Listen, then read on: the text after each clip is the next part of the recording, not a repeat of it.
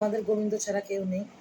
যারা এই তুলসী কাঠের মালা নিয়েছে, অনেকে হয়তো জানেন না, কেউ শখেও পড়ে, কেউ দীক্ষা নিলেও পড়ে, কেউ দীক্ষা না নিলেও পড়ে। তো যারা নাকি দীক্ষা নিয়েছে, যারা এই মালা পড়েছে, যদি তারা নিয়মিত জপ করে, তাদের যে গুরু তাদের যে বীজ মন্ত্র দিয়েছে, নিয়মিত যদি জপ করে, দেখবেন 108 বার কর গুণে যদি জপ করেন, জপ করতে করতে প্রথমে আপনার চোখটা আস্তে আস্তে আস্তে আস্তে আস্তে ঘোলাটা হয়ে বন্ধ হয়ে যাবে।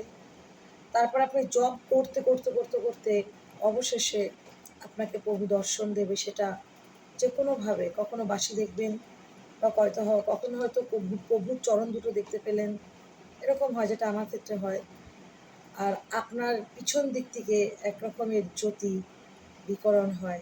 এটা শুভ লক্ষণ।